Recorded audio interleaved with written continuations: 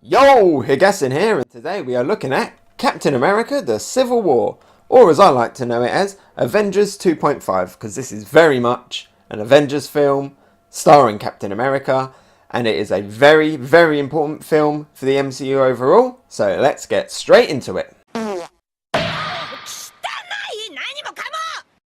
So, Captain America, the Civil War. Lot to cover in this. I wrote down a lot of notes when I was doing this, so I'm going to read from my notes today. Normally I have them written up on the screen here, but I'm going to go full analog today and talk from my notes. So, starts off with the Winter Soldier, and we actually get some nice flashbacks of the Winter Soldier. We see a lot more of the Winter Soldier in this film, more so than actually the Winter Soldier.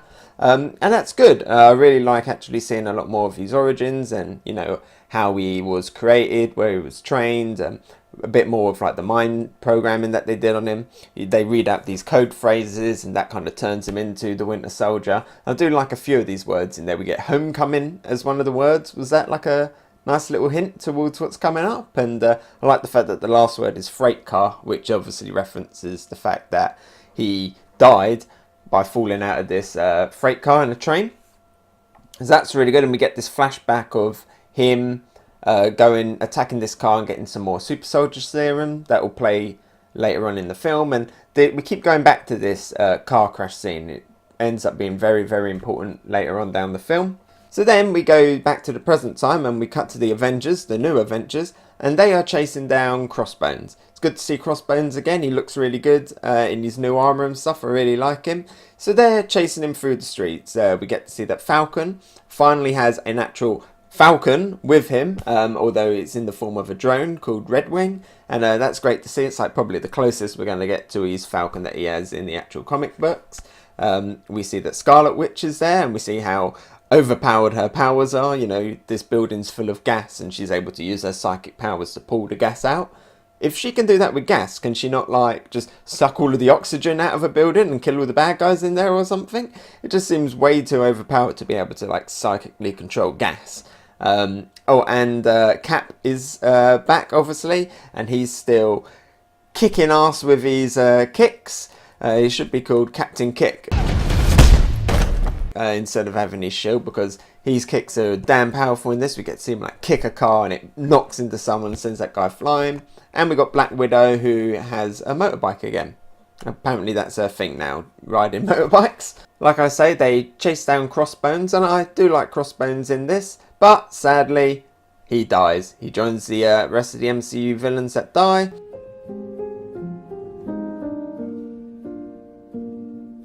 Not too sad about this, because he was just a minor villain, although it would have been nice to at least keep him around as just like a henchman in future movies.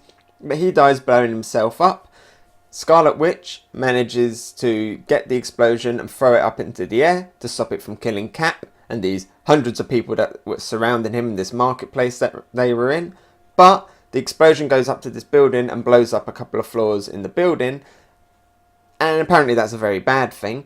They play it up here a little bit more than I feel like they kind of should. They play it up as a really bad thing, but it's not really obvious till you get the dialogue later on that that building had a lot of people in it, and that there was some like people from Wakanda. Yes, we get Wakanda mentioned again in this film.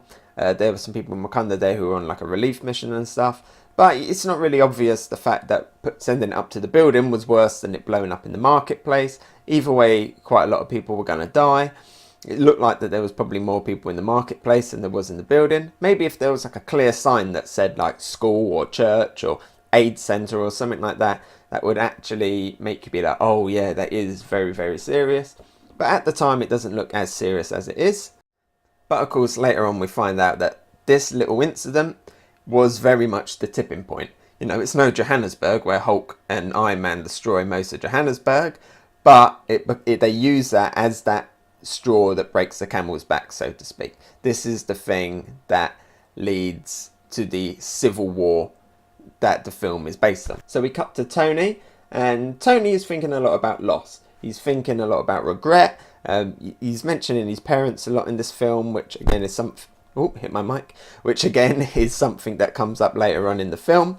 He meets this woman in the hallway Yeah, who boy. you think at first that she's just somebody who was like working in this building, but no, she's there to see Tony, to put in his face a lot more guilt over the fact that her son was in Sokovia and died when the city fell down. Now, at first you should be thinking, well, Tony should be a little bit happy, you know, the fact, not that this person's dead, but the fact that he saved the world by stopping Ultron's meteor from hitting the ground. But no, then when you think about it, you think that actually Ultron was kind of his fault. So yeah, he's got a lot of regrets in him about that incident. And also probably the fact that, you know, he used to be a weapons dealer and that a lot of things from his weapons dealing have kept coming up and causing problems later on. So he's very much got all of that going through his mind at the moment. We then cut back to the Avengers' new headquarters and Ross is back. Great to see Ross again, and yes, the Incredible Hulk film apparently does matter, and this is where we start to get the Civil War stuff. He comes in with the fact that the Avengers, they're this unregulated private organisation, and that they can just do things all over the world, you know, on their own whims. There's no political interference or anything, and he's proposing that, yes, let's take the Avengers and let's actually give them, you know, to the world governments, to the politicians that actually kind of control them a little bit and not just have them walking across, you know, borders and stuff of their own will. So he very much wants the Avengers to have some kind of oversight, and he proposes this thing called the Sokovia Accords. And this is the thing that starts to divide the Avengers. But before we really get into who's dividing on what way and who's going on what side, we cut to Zemo, the bad guy of this film. We see Zemo in Cleveland, and if you didn't know it was Cleveland, then they thankfully put Cleveland on giant text on the screen. Don't know how I feel about the giant text on the screen for locations. It's a little bit weird, especially when you're in places like London. Well, no shit, there's all of the major landmarks. I can tell that it's London. It's a small thing, but it's a little bit stupid. I kind of wish they just did it a little bit smaller. But yeah, the introduction to Zemo was good. I like his introduction. You know, this is a guy who isn't he's not a superhuman. He hasn't got superpowers. He hasn't even got his purple mask from the comics. He is just a guy who's out for revenge. He's well trained. He's smart, and you know he's got a different plan of kind of getting inside the Avengers' minds and stuff. And I really like him as a villain. I like this first introduction where he's torturing this guy. You know, he comes off as you see that he's quite smart, quite a chilling guy, very brutal guy when it has to be. So yeah, I really like Zemo as a villain. Very different villain from all other villains that we've seen in the past films. And what I really like about him is that he does his plan in this film to the Avengers, and he doesn't even have to lay a single punch on any of them. That's kind of why I like him. He's very much a mind games kind of villain. After the introduction to Zemo, we cut back to the Avengers, and they're now debating the Sokovia Accords. And this is where we start to see the different viewpoints of the Avengers. Some believe that yes, oversight is needed, and others, like our hero of the piece, Captain America, he still doesn't trust politicians and people with agendas, basically. He doesn't want to hand over his rights to help and save the world to people who are sitting behind the desk, who have their own opinions, have their own ideas, and might take a little bit too long to react. And we see throughout this film that, you know, that things are happening in the film, and Cap can't wait for people sitting behind the desk to think about it. He very much believes that, look, if something wrong is happening, you need to act straight away. You can't wait for people with agendas, because they might even stop you from going out to save people, or at least go and save the right people that you should be saving. You do sometimes get that little bit where, you know, Cap's moral compass can make him a little bit of a stubborn dick, but I do kind of appreciate his viewpoints in this film. Equally, I appreciate the viewpoints of everybody in this film. These scenes are really took me a while to kind of get into. You know, it took me a few viewings to really start to understand everyone's different points of views and stuff. And because when I first saw it, I thought maybe they were all overreacting a little bit too much too quickly. But especially watching all of the films in order, at least their release order, back to back, it's really a lot more powerful, and you really get to appreciate each character's viewpoint a lot more. Then, hey, it's Black Panther, T'Challa. So now we get introduced to a new character, yes, Black Panther T'Challa, and they're at this summit, and this is where Zemo reappears. He has disguised himself as the Winter Soldier, so he's wearing a mask, not his purple mask, but he's wearing a mask, and he detonates this bomb which kills T'Challa's father, and this again starts pointing more fingers at the Avengers, because obviously Bucky is tied to Captain America, and puts more fuel into this civil war, this splitting of the Avengers, particularly between Captain America and Iron Man, because obviously Steve wants to go help his friend. We find out around this time, or just before this scene I should say, that Peggy has died. So Bucky is the only person Cap really has left from his time way back when. So he very much feels like he should go and protect Bucky. He knows that Bucky's been heavily used and that all of the stuff that Bucky's done isn't his fault. You know, it was the programming of the Winter Soldier.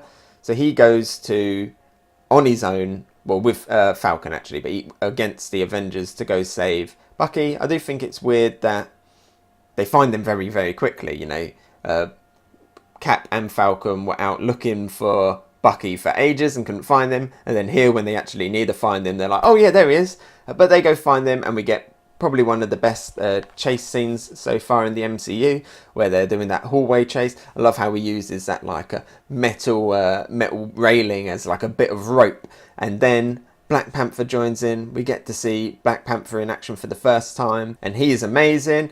What I love about this scene is when they get down onto the street and we get kind of a car chase that's not a car chase, where they are sprinting down the road super fast. Sometimes it looks a little bit weird. Definitely better than the fast running that we saw way back in the Incredible Hulk, but they're running down the street super fast, and this is the first time we really get to see superhumans being superhumans. You know, they're overtaking cars, they're bouncing on cars, they're getting out of a moving car and just running down the street really quickly. Great little scene, but at the end of it, they all get captured. We then get a little bit with Vision and Scarlet Witch, and that's a nice little pairing. I do like them. Again, they have their own kind of little mini Civil War breakup. You know, you got Cap and Iron Man, and then you kind of get Hawkeye and Black Widow, I'd maybe say Falcon and War Machine, and then you get Scarlet Witch and Vision. So they're all having their own like little kind of splitting off rivalry pairings, and that's quite nice. I like seeing Vision kind of fumbling around, not really sure how to act. We also get introduced to Everett Ross.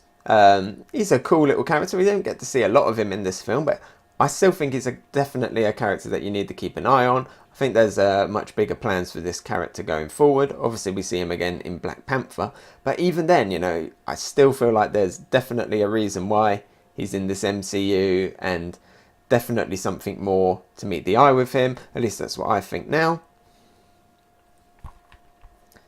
Then we get back into the Zemo plot, and now Zemo has infiltrated this police station in Germany where they're holding Bucky, and he uses his book with all of the code words, homecoming and stuff, freight car, to turn Bucky against the Avengers, putting Captain America even more at odds with Tony and everyone. In order to save his friend, he goes full AWOL, runs off with Bucky, but before that we get this great little hand-to-hand combat fighting scene. Really good. You know, Tony's in there, he's only got one glove, fighting, that's great. We got a Black Widow in there, we got Agent 13 in there, we get to see T'Challa out of his suit, and now the Avengers have officially split. Cap has intel that Zemo wants these super soldiers that nobody else knows about. He can't wait for the government's, the people with agendas to make up their mind. He knows that Zemo's going to release them, and that if he does release them, these people are bad news. So he has to act straight away. Obviously, he also knows that Bucky isn't a bad person, whereas everybody else, they're hunting Bucky still. They don't even know about these super soldiers. And so we get this scene where they need to recruit some more people to their sides to help one another. So Tony needs to recruit people. Oh, and he recruits Spider-Man. Yep, Spider-Man's in this film. Hey, everyone. Good job. Captain. Big fan of Spider-Man. Yeah, we'll talk about it later. And Cap recruits Clint to go and get Ant-Man. So yay, Ant-Man's in this film. 2 Ant-Man in a row. Ant-Man! And this leads up to, obviously, Probably one of the best scenes in the entire MCU, that airport scene.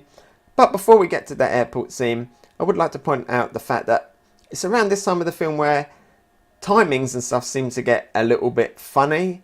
Like, leading up to this airport scene, Iron Man goes from Germany to America to recruit Spider-Man, and then back to Germany again, seemingly really, really quickly. Even worse is the fact that Captain America obviously gets Clint to get Scarlet Witch and Ant-Man, well, all of them are in America, and then they seemingly arrive in Germany very quickly. And what's weird is Cap and Bucky need to get into this airport to escape, to get out of Germany. Well, how can Clint and that get in Germany so easily? I'm assuming they didn't come in the airport that they're trying to get out of because they arrived in a van. So where did they come from? Did they come from another airport? If that airport's not as heavily secured, can't Cap and Bucky go to that airport? It seems that they need to get that Quinjet to fly to Siberia. Don't know why specifically they need that Quinjet. I guess maybe it's an easier vehicle to use to fly there or something. I'm not sure. But we saw Clint infiltrate the Avengers headquarters to get Scarlet Witch. Surely they have a Quinjet there. Couldn't he just nick a Quinjet? That would have been a lot easier. Then meet Cap and Bucky wherever it was that he got into Europe, and then fly to Siberia. But anyway, regardless of all of that, we get into this fight scene and it's amazing. Definitely, like I say, one of the best scenes in the entire MCU. Seems like the best fights in the MCU are always the heroes fighting one another. We got that way back in the Avengers. We get that here. We got it a little bit as well in Age of Ultron. Really good stuff. The rookies completely steal the show. Spider-Man, the second you see him, you're instantly like, yes, I like this Spider-Man. It's great to see Ant-Man here again. Not only do we get to see Ant-Man, he goes Giant Man. That's amazing. A lot more of Black Panther. I also like the Falcon, Winter Soldier dynamic here. You know, they're still kind of rookies, them two. Especially Winter Soldier, Bucky Barnes being on the side of good. So that's really good. I feel like Vision is a little bit underused in this final fight, as is Scarlet Witch. Scarlet Witch probably could have just used their powers to hold everybody down while Cap ran to the Quinjet, or even just use their powers to grab the Quinjet and bring it to them. And yeah, Vision is meant to be super powerful, but he seems to just be like flying off in the distance for ages, and then every now and then might fire a beam. Like he even fires a beam to make a line in the floor. He could have just fired that beam straight at Cap and took him down, but whatever. I love the scene where they're all squaring off. You got Cap's side on one, and then you got Iron Man's side in one, and then Cap's side runs in. Iron Man's side runs in. Really good scene, great little clash there. At times, I feel like it's a little bit of a bland actual set. Where they're actually fighting is a little bit bland. And sometimes it does feel like they're just all on a soundstage and they're not actually there at the airport. But for the most part, a lot of good action. For me, the highlight is definitely seeing Giant Man and Spider-Man taking down Giant Man. So go rookies! Cap and Bucky managed to get away with a little bit of help from Black Widow. They're off to Siberia. Tony then gets a tip off of the fact that actually maybe what Cap is doing is right. He learns that there's a little bit more going on than meets the eye, and that there's this Zemo guy being an imposter, and that actually maybe Bucky Barnes was being used. So Tony does a little bit of investigation, and then he makes his way to Siberia. And again, this is another one where it's like, what is the time frame of this thing? How comes people are just getting all over the world as if they're going down the shop for milk? In this scene, Tony goes from Germany, then he seems to go back to the Avengers headquarters, which is in America, because War Machine got hurt and we see him, and it definitely looks like they're in the Avengers headquarters. But regardless, he then goes from either America or Germany to the Raft, and we don't know where that is. By the way, the Raft is pretty cool. I would have liked to have maybe seen one or two little cameos of a past villain in there, but it's still good to know that this thing exists and that the villains that do survive in the MCU do have the potential of turning up again. So yeah, he goes from Germany or America to the Raft, and then to Siberia, and turns up at the exact same time as Cap, who had previously already left to go to Siberia. What way did Cap go? Did Cap go some really long way to get there? And also, Tony does this in his Iron Man suit. He's in a helicopter for a little bit, then he flies the rest in his Iron Man suit. And they both arrive at the same time. It's a little bit weird. It always kind of bugs me in this film about that, but it's only a small little gripe. And now the climax of the film. Man, this is good. Again, it's another thing that took me a few watches to really appreciate it. Because at first, you walk in the room and all of the super soldiers are dead. You find out that Zemo has killed them all. And his plan wasn't to release the super soldiers. His plan is to get rid of superhumans, really. He wants the Avengers infighting so that they're no longer going to go out there and affect the world. He wants to break them apart from the inside. And he actually, probably the first villain to actually, you know, succeed a little bit here. Because he shows the CCTV footage that we saw way back at the beginning. And here it reveals that Bucky was the one that killed Tony Stark's parents, and that Captain America knew all along. So like I say, at first, I thought this was always a really convoluted plan. I didn't really understand it. Now rewatching it, I'm like, I see. You know, Zemo needed Cap to be on the side of Bucky, and he needed to have them three in the room together for his plan to really succeed. And it does here. And this is where Tony kind of becomes the bad guy of the piece. He gets blind with rage. He's going after Bucky. Cap has to step in. Then Tony's going after Cap. We get some great fight scenes in this. Really emotional stuff. And I have to say, Iron Man, he held his own pretty good, you know. He's fighting two super soldiers. And at one point, he's the only one standing. So, well done, Iron Man, Tony Stark. It does seem like a little bit that, you know, he's like, Friday, analyse Cap's fighting style. Then she's like, deploying countermeasures. A little bit, it's like, is that Tony moving or is that the suit moving and he's just inside of it? I'm not really sure. Maybe it's configuring his armour slightly differently. I don't know. It's not really explained, but it's a small little thing in this fight. But yeah, really good fight.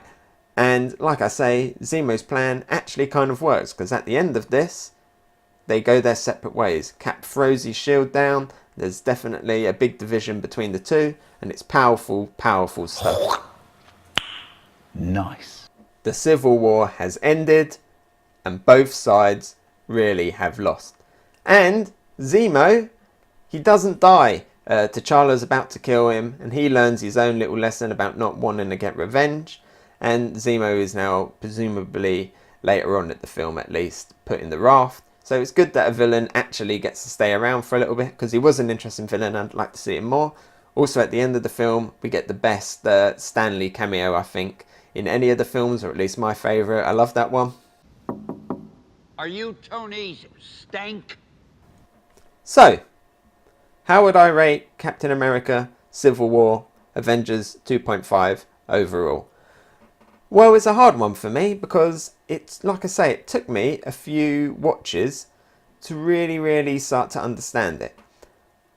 I'd say that for me, Captain America Civil War is probably a gold tier, a very solid gold tier. Now, as you might know, that I do have a ranking above gold, the gold tier event exclusive Noir Widowmaker. Ooh la la. I'd say that for me, Captain America Civil War isn't that level, mainly because, like I say, it really took me a while to kind of get into understanding a lot more of like the subtle things in this film. That's probably more my fault as to the film overall, but it is something that always held me back with Civil War a little bit. I have to do a little shout out here to a video that I watched recently by Mr. Sunday Movies by Ben from Canada. Needed a breakdown of Captain America Civil War. It really got into the characters and everything, and actually really made me understand this film a lot more. So I'll put a link down in the description to that video. Check it out. It's really good. Much better than this review you've just seen. They're an amazing channel as well, so definitely check them out. Also, like I say, I do have a little bit of problems towards the end with the kind of time scale of this film, where characters are just going all over the world seemingly very quickly. And I don't like those giant text things, but that's just a tiny thing. So yeah, Captain America Civil War, for me, it's a gold tier.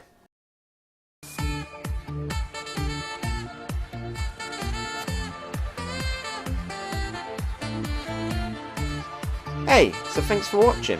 What did you think? Let me know about it in the comments below. And if you enjoyed my video, maybe give it a like, and if you really liked it, why not subscribe? You can follow me on Twitter, Instagram and Twitch. Oh, and here's a related video you might enjoy, and something more fresh. I've been Hegassen, and I'll talk to you next time. Bye!